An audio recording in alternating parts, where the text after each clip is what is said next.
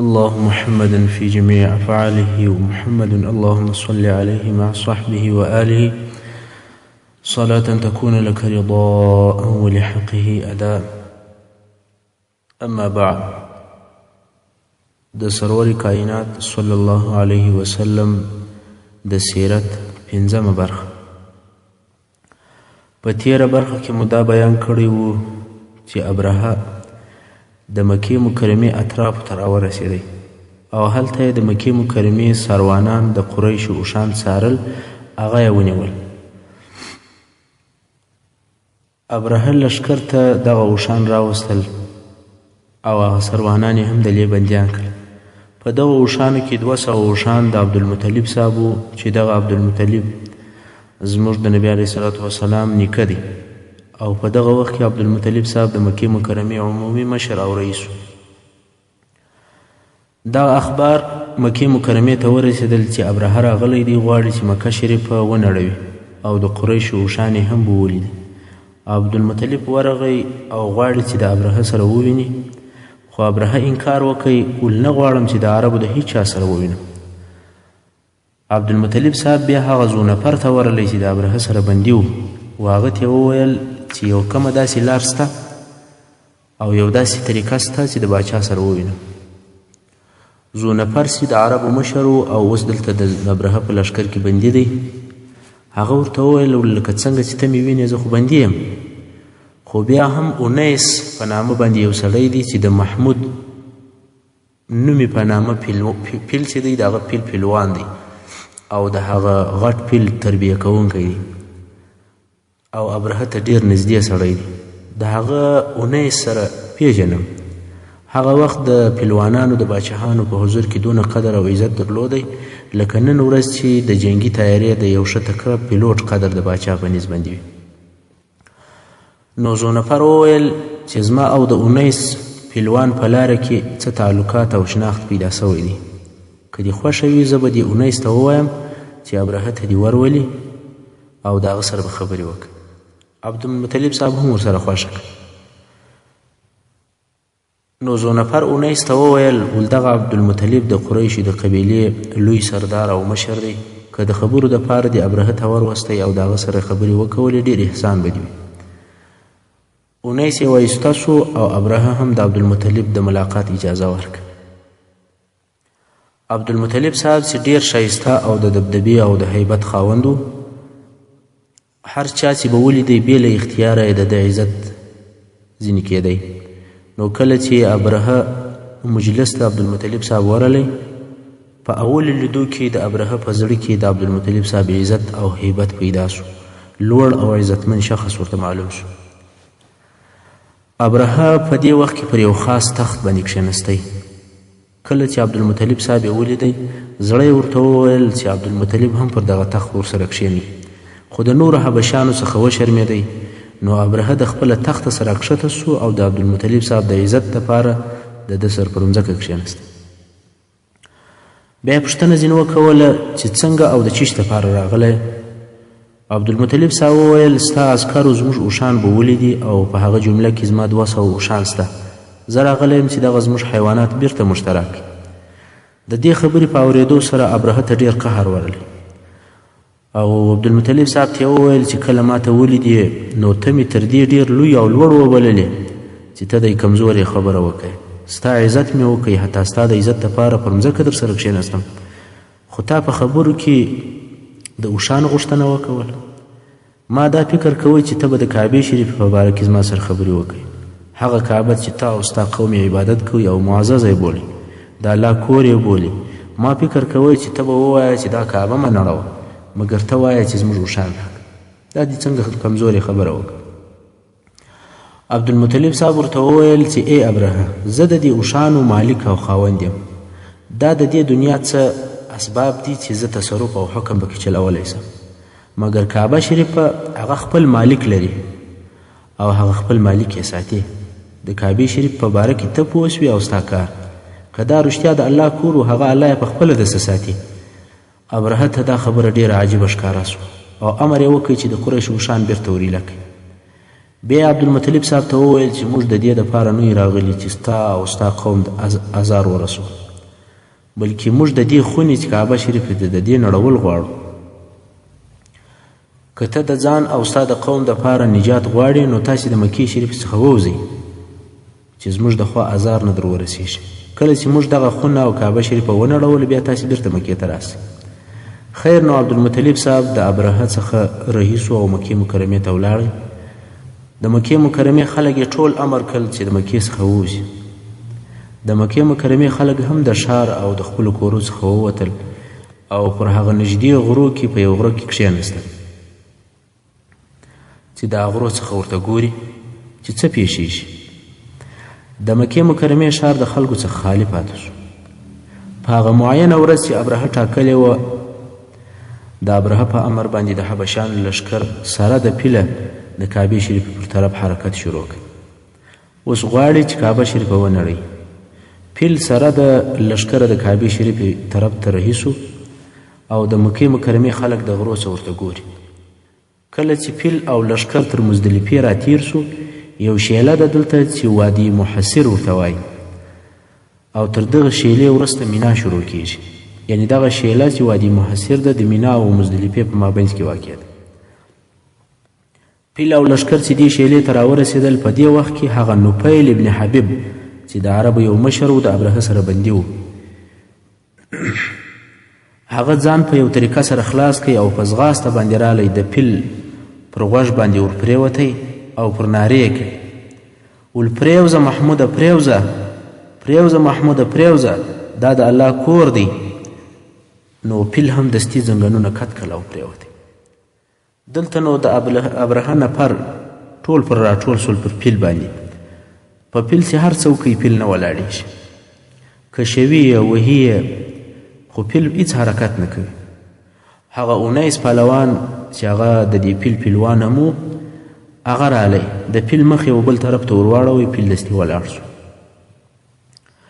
پیل چې چپه خواته روان کي او یا راسته خواته روان کي یا شاته روان کي هر طرف ته ځي مګر چې د کعبې شریفې پر طرف یو روان کي هغې خواته ګونډې کټ کي او نه ځي. خلک په تعجب کې دي. دوی په دې پیل باندې مشغوله دي. مخ یې یوې خوا او بلې خواته ورتاوی چې هلته لیرې په اسمان کې د مرغانو یو سیل راښکاره سو چې د اسمان مخ یې ټول نیولی. خلک په تعجب کې سوله چې دا څنګه مرغان پیدا سو. کله چې را نږدې سول نو معلومه سوه چې دا کشني کشني مرغان دي. دونه مرغان دي لکه کشنۍ چوغکې. لوی او غټ مرغان هم نه دي او د هر مرغه سره 3 ډبرې ورسره دي. یوه ډبره یې په مشوکه کې نیولې وي او هغه 2 ډبرې په پښو کې نیولې وي چې دا هره ډبره هم دونه کشنۍ ده لکه د نخود دانه یا د ماشو دانه. کله چې دا مرغان د ابرهه لښکر ته راورسېدل نو یې د ډبرو په ویشتلو شروع وکړه. د دغه لښکره څخه یې هر یوه ته ډبره وررسېږي. سبحان الله لکه یو میکروبي مرض چې یې بدن ته داخل سي. غوښې یې تویېږي او ویلیږي او غوښې یې لویږي تر څو چې مړ به سو. د ابرهه د لښکر افراد یو په بل پسې وژل کېږي. ابرهه چې دا حال ولیدی په ځغستا سو. غواړي چې اوس وتښتېږي مګر د الله جل جلاله الهي لښکره څخه څوک نسي خلاصېدلی. الله پر ده باندې یو مرض مسلطه کوي چې د هغه په واسطه سره د ده د لاس ګوتې ولوېدې او وار په وار ډنګرېدی. یمن ته په دې حال کې ورسېدی چې دونه کشنی سوی او ویلي سوی و لکه یو کشنی مرغه. دغه واقعه د اصحاب فیلو د محرم په میاشت کې پیښه شو چې د رسول الله صلی الله علیه وسلم مبارک تر میلاد 50 ورځې د مخه وه. دغه د پیل او د ابابیل واقعه په قرآن شریف کې موږ ته الله جل جلاله په سورة پیل کې بیان کړې ده. اعوذ بالله من الشیطان الرجیم. ألم تر كيف فعل ربك بأصحاب الفيل ألم يجعل كيدهم في تضليل وأرسل عليهم طيرا أبابيل ترميهم بحجارة من سجيل فجعلهم كعصف مأكول. دغه واقعه د الله جل جلاله د قدرت یو معجزه وه. د دې واقعې خبر د هغه وخت په متمدنو او لوی مملکتو کې لکه فارس او روم نشر شو ځکه ابرهه د نجاشي له طرفه په یمن کې والي او د نجاشي نائب او حبشه بیا د روم د حکومت تابع وه.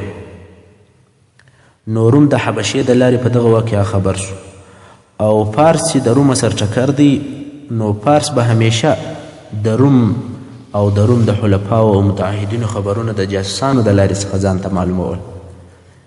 نو پارس ته هم دا خبر د کعبې شریفه ورسېدی. نو په دې وخت کې پر مخ د مځکې چې هغه لوی او پرمختللي باچهي وې او غټ مملکتونه ول هغه ټول په دې خبر باندې خبر سول او ټول د کعبې شریفې و عزت ته متوجه سول. نو ټول عالم ته دا معلومه سو چې الله جل جلاله دغه کعبه شریفه دا یو مقدس او پاک ځای جوړ کړی دی. نو دا داسې معلومیږي لکه د دغه ځای څخه چې د رسول الله صلی الله علیه وسلم د راتګ مقدمه وي او عالم ته دا ورښکاره کوي که د دغه ځای د اهله څخه یو څوک د نبوت دعوه وکړي دا به عیناً هغه شی وي چې د دې واقعې تقاضا او غوښتنه ده. او د دې ځای څخه به د نبي راوتل د دغه پټ حکمت تفسیر او بیان چې الله جل جلاله ولې د مکې مکرمې مشرکان د هغه وخت پر اهل ایمان چې نصاراو په داسې طریقه کامیابه کړل چې د اسبابو تر قدرت لوړه خبره ده. تاسې پوهیږئ چې د ابرهه لښکر څومره و؟ 15,000 نفر و. د ابرهه د لښکر تعداد او شمیر او دغه ټول لښکر په یو کوچني مرغانو هلاک سول. نو خود دغه واقعه د دې ځای څخه د نبي د راوتلو یو مقدمه بلل کیږي. سبحان الله، الله جل جلاله د کعبې شریفې ظاهري بنا د ابرهه د لښکر په کوچنیو مرغانو وساتل، خو د کعبې شریفې باطني او روحاني عظمت یې د رسول الله صلی الله علیه وسلم مبارک په میلاد ور وساتئ چې د بوتانو او د بت پرستانو څخه یې پاک او خالي کړي. د دې واقعې په لیدلو سره نور هم د عربو په زړو کې د کعبې شریفې عزت زیات شو. څنګه چې په عربو کې جنتري نه درلودله، عربو به خپله یو خصوصي جنتري نه درلوده، نو دوی به د یو لو واقعې په پیښېدلو سره خپل تاریخونه بیانول. مثلا داسې بیا ویل ول پلانکی کار د حرب الفجار د مخه یا وروسته پیښ شو. نو دغه د پیل واقعه هم په هغو واقعو کې د حساب کړله چې هغه د غټو پیښو څخه وله. په دې د پیل په کال باندې بیا تاریخ بیانوي، پلانکی کار د پیل په کال دا کار سوی دی او پلانکی کار د پیل د کال وروسته سوی دی. اصلا د دنیا ټول تاریخونه همداسې دي چې په یو لو واقعه سره شروع کیږي. مثلا میلادي تاریخ چې د عیسی علیه السلام په زیږېدلو سره شروع سوی دی، او زموږ مسلمانانو کوم تاریخ چې دی چې هجري تاریخ دی هغه د رسول الله صلی الله علیه وسلم مبارک په هجرت سره شروع کیږي.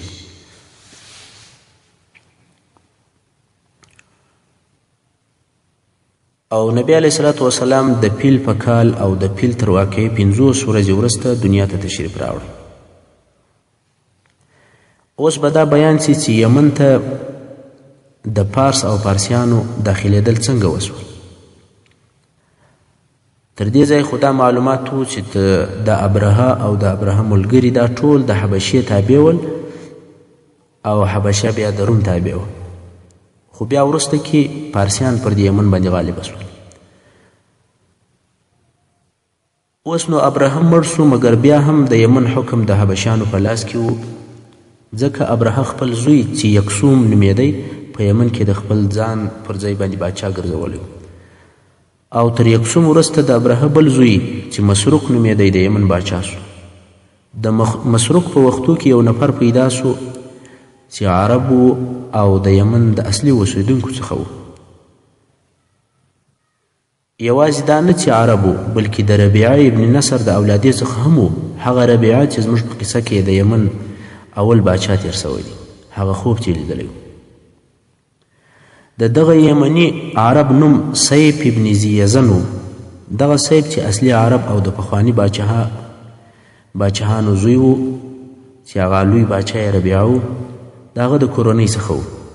همیشه به دغه سیف په دې فکر کې و چې د یمن اصلي عرب اوس ولې داسې بې حکمه او بې کاره پاته دي، د حبشانو تر لاس لاندې دي. دغه حبشانو تجاوزګرانو څنګه د عربو څخه د دوی مځکه لاندې کړې ده او په خپل قدرت کې راوستلې ده او د ده د نیکهګانو څخه یې باچي غصب کړې ده. نو یې نیت وکړئ چې داسې یو کار وکړي چې د حبشانو سفیر ته دغه باچي واخلي، مګر د ده په خپله وسه د حبشانو سره هیڅ نه و پوره. نو همیشه به دا فکر کوئ او په یو چاره پسې ګرځېدئ څو اخر دې نتیجې ته ورسېدی چې باید د روم د باچا چې قیصر ورته ویل کېږي د هغه څخه مرسته وغواړي د دې مقصد دپاره شام ته ولاړئ او د قیصر سره ملاقات وکوئ قیصر چې د ده غوښتنه واورېدله نو د ده یې دی بې خونده هرکلی وکوئ او د ده سره یې د مرستې وعده هم نه وکول دا ځکه چې قیصر نصراني و او حبشیان هم نصرانیان وو قیصر نه غوښتل چې د خپلو نصرانیانو په مقابل کې د اهل یمن مرسته وکړي کله چې سیف ولیدل چې قیصر زما سره کومک نه کوي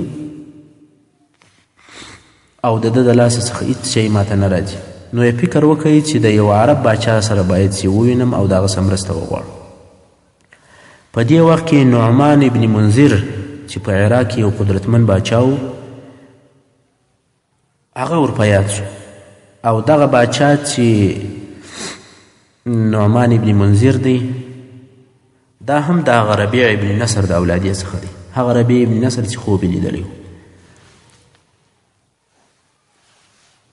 نو دې سیف ابن زیزن فکر وکړي چې باید چې دغه نعمان ابن منذر باچا ته ورسم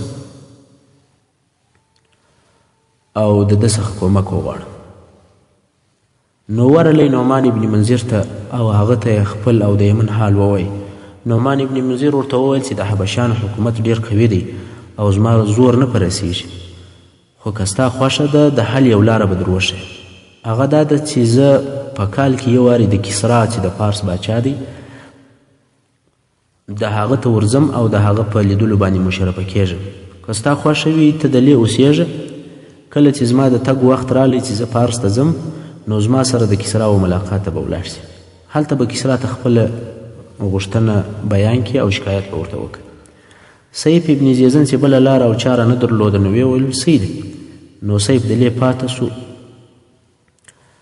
د نعمان ابن منذر سره تر څو پورې چې هغه وخت رالی چې اوس نو نعمان ابن منذر ځي د پارس باچې ته نو دا سیف هم د ځان سره ملګری کړي او پارس د کسرا و ملاقات ته ولاړ اوس به د کسرا د دربار او مجلس شکل او عادت درته بیان شي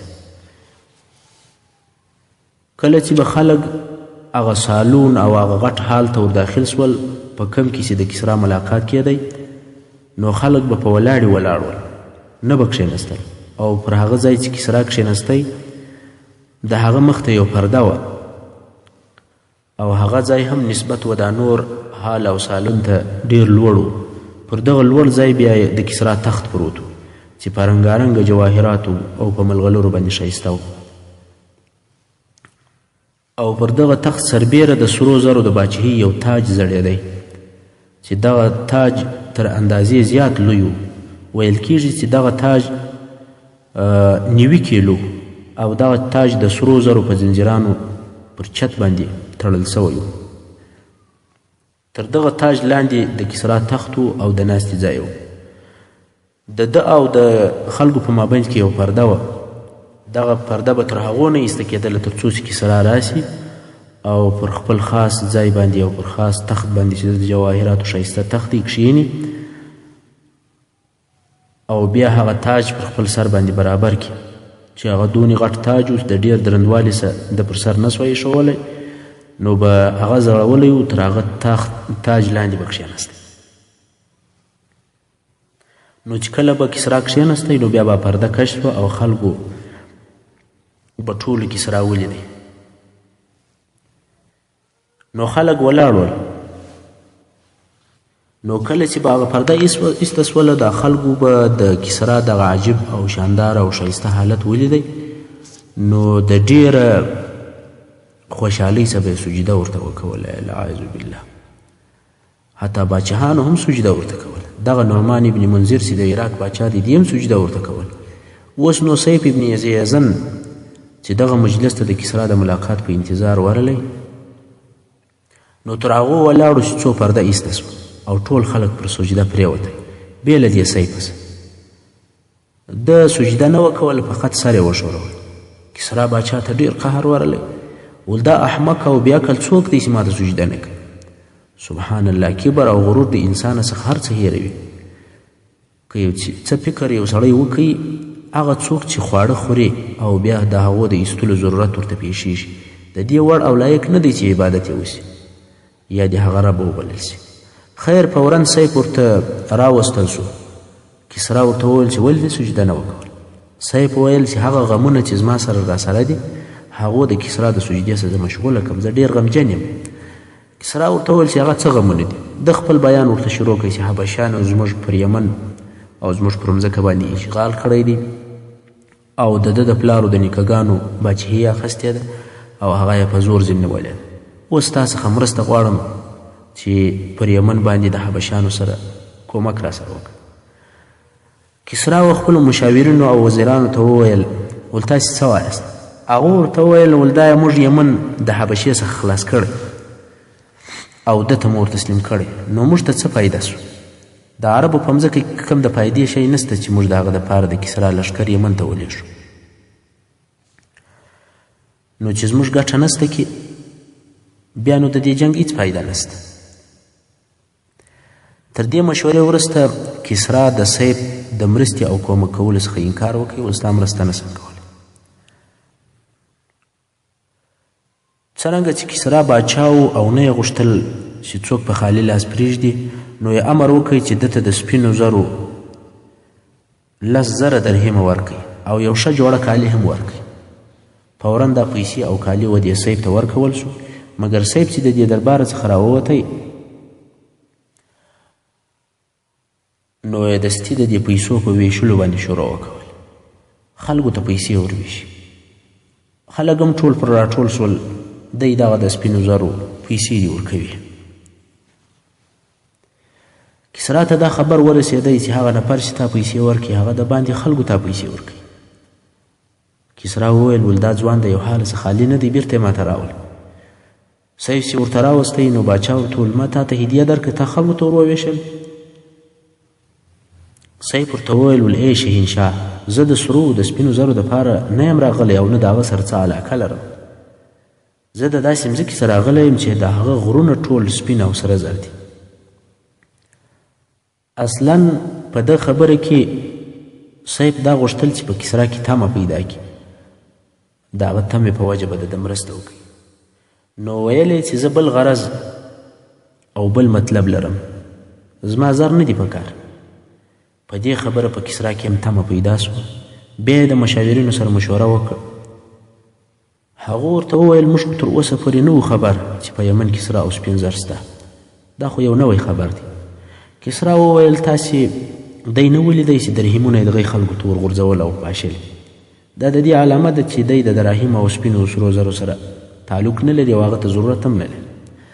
اوس نو کسرا او د ده مشاورین په تردد او په شک کې دي چې د سیف مرسته و کومک وکړي که نه وکړي. هلته خو په دوی کې تمه هم پیدا سوې وه، خو په آخر کې یې پر دې فیصله وکوله چې موږ باید چې په بندیخانو کې داسې خلک لرو چې هغو باندې د وژلو اعدام او د اعدام امر پر سوی دی، د مرګ لایق کسان دي. دغه خلک به راوباسو او لښکر به ځین جوړ کړو، د سیف ابن زیزن سره به ملګري کړو. که دوی پر حبشه باندې کامیابه سول یمن ستاسو، او که مړه سول نو دا هغه شی دی چې موږ یې غواړو. کسرا وویل دا ښه فکر دی. نو یې د بندیخانو څخه داسې خلک راټول کړل چې د هغو د وژلو امر سوی و. په دغو خلکو کې غله و، مجرمانو، قاتلانو، سیاسي بندیانو، قسم قسم خلک. د دغو ټولو نفرو شمیر 800 نفرو ته ورسېدی. کسرا د خپل لښکر د مشرانو څخه یو نفر چې نوم یې اخروز نومېدی د لښکر مشر دی. اخروز په جنګ ډیر پوه او ډیر قوي او تجربه کاره سړی و. د دغو 800 نفرو سره لښکر جوړ کړي او د سیف ابن زیزن په ملګرتیا یمن ته رهي سو. دغه نفر په 8 کښتیو کې سپاره سول. اول فرات دریاب ته ورلل او بیا د هغه څه وختل خلیج العرب ته داخل سول او بیا بحر العرب ته ور داخل سول تر څو چې عدن ته راورسېدل. هلته بیا حبشیانو ته هم خبر ورسېدی چې د کسرا یو لښکر را رهي دی، نو هغو هم یو لښکر جوړ کړي.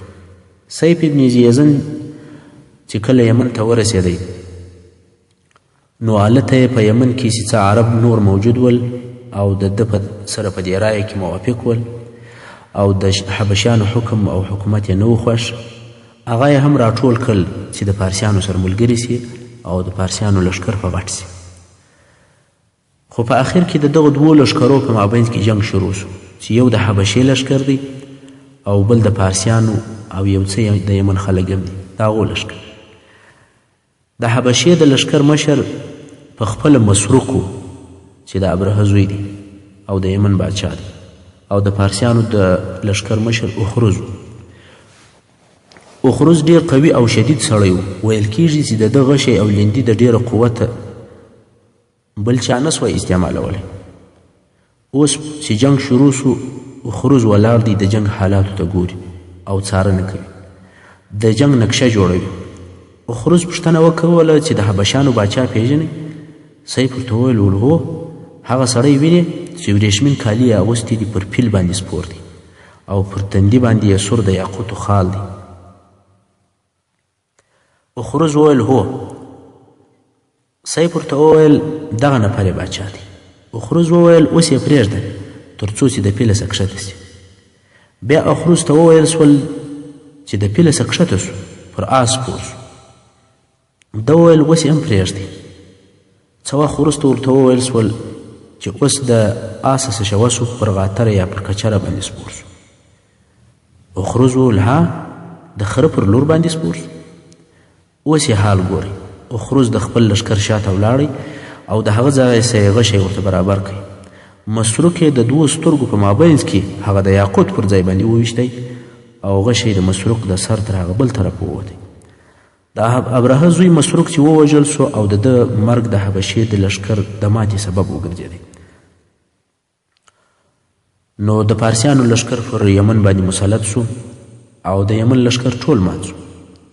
کله چې پارسیان کامیابه سول نو یې د یمن حکومت او اختیار سیف ابن زیزن ته نه کوي ور، بلکې دوی په خپله حکومت جوړ کړ او سیف خالي په نامه باچا و.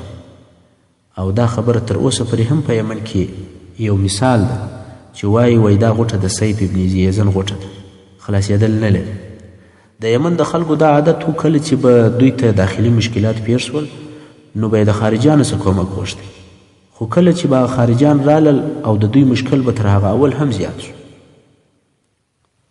هو د یمن خلک اوس هم د حبشې د حکومت څخه خلاص ول، مګر د پارسیانو تر تسلط را لاندې سول. بیا نو کسرا د خپله طرفه یو والي پر یمن باندې مقرر کړی چې نوم یې مرزبان و. کله چې مرزبان مړ سو بیا د هغه زوی توبوجان د یمن والي مقرر سو. څه موده وروسته کسرا له خپله طرفه توبوجان ایسته کړی او د هغه پر ځای باندې بازان د یمن والي مقرر کړی چې د یمن دغه ټول والیان د پارس او د کسرا تابع ول. اوس به دا بیان درته وسي چې اسلام څنګه و یمن ته داخل شو. د رسول صلی الله علیه وسلم د بیاست او د نبوت شهرت په هغه وخت کې د یمن حاکم او بازان ته ورسېدی چې په هغه وخت کې دا نور باچاهان مړه سوي ول، دا بازان پر د یمن باندې باچا و. په دغه وخت کې چې د کسرا د طرفه بازان پر یمن باندې والي و، نبی علیه الصلاة وسلام مبارک د پارس باچا کسرا ته یو خط ورولېږي چې اسلام ته یې را دعوت کړي.